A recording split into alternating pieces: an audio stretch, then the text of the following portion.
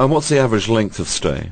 The average length of stay from this part of the world is again quite significant at 12 days.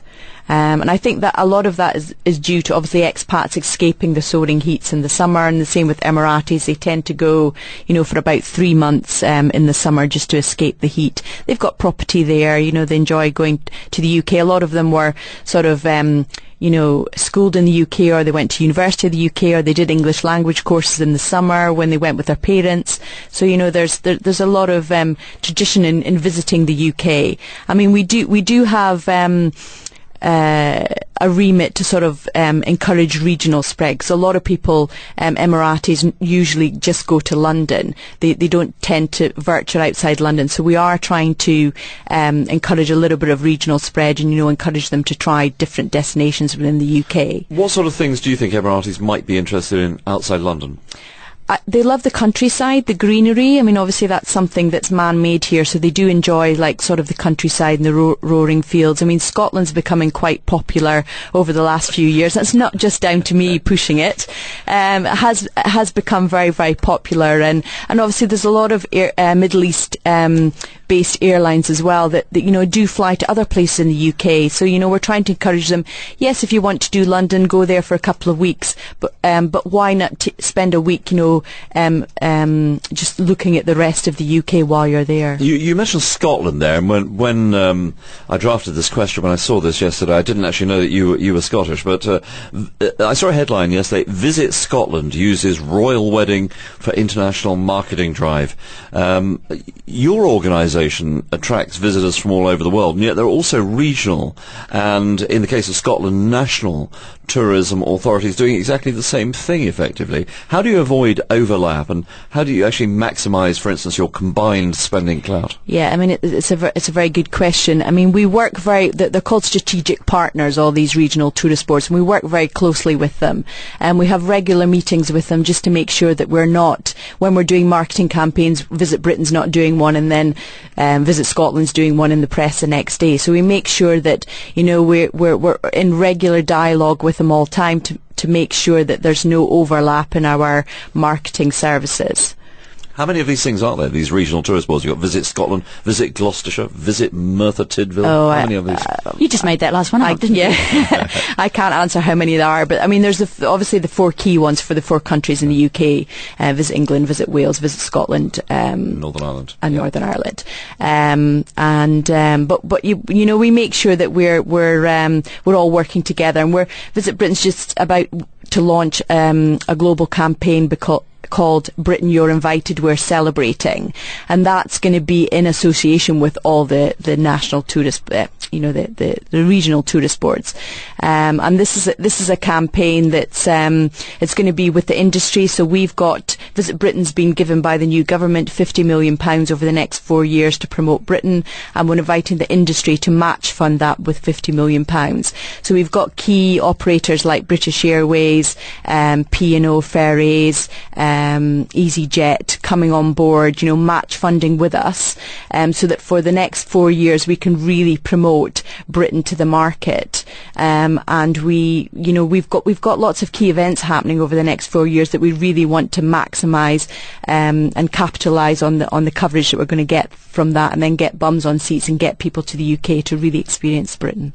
How do you get, and particularly with the Olympics, people to keep coming in the run-up? I mean, I know Malcolm and I have both read a couple of articles suggesting that people might be a bit concerned about the infrastructure build on the way to the Olympics and might avoid London particularly until the event.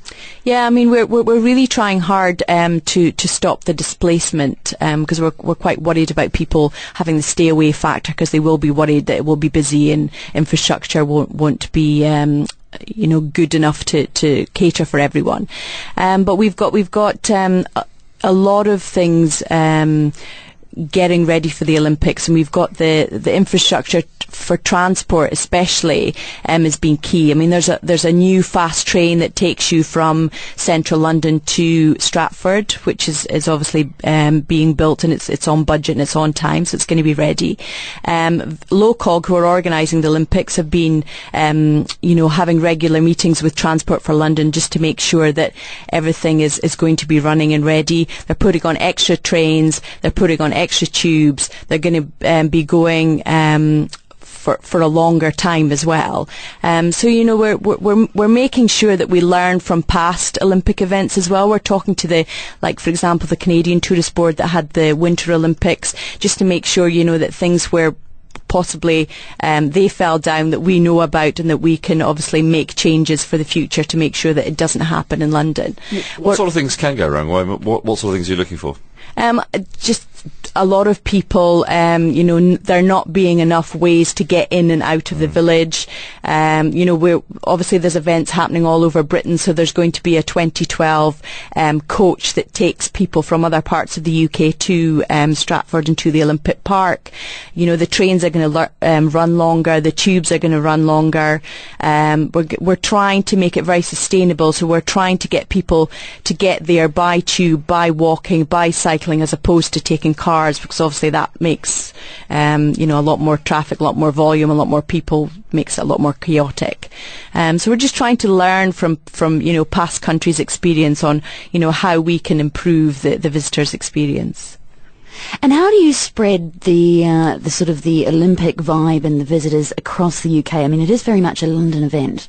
It is, yeah. Well, we've got some outside events as well. I mean, there's sailing, which is happening outside. There's football, which is happening all over the country. So we are trying to get people involved in it. And there'll be a little bit like the royal wedding. There'll be giant screens all over Britain and in the major cities. And we're also, this campaign that we've got, Britain, You're Invited, we're celebrating. We're inviting friends and family that are based in the UK to encourage people that they know overseas to come in and celebrate and enjoy the Olympics with them. I mean, even if they don't have tickets, I think it's going to be a wonderful atmosphere, and it's going to be a great time to be in the UK and to be part of this phenomenal event. As yesterday was Easter Monday, the Easter period in the UK is seen as a good barometer of the strength of the summer season, and to a large extent, certainly in places like Cornwall, other seaside resorts, it depends on the weather.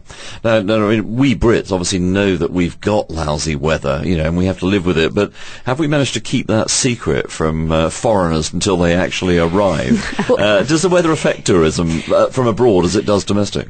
I think we're quite lucky in this part of the world, because Emirati travellers especially love our weather. I mean, we've done research, and they like the fact that when they go, it's cool and it's dull and it's rainy, because they don't get it here. But I think it's a little bit of a myth about British weather. I mean, there's less rain in Scotland than there is actually in Pisa.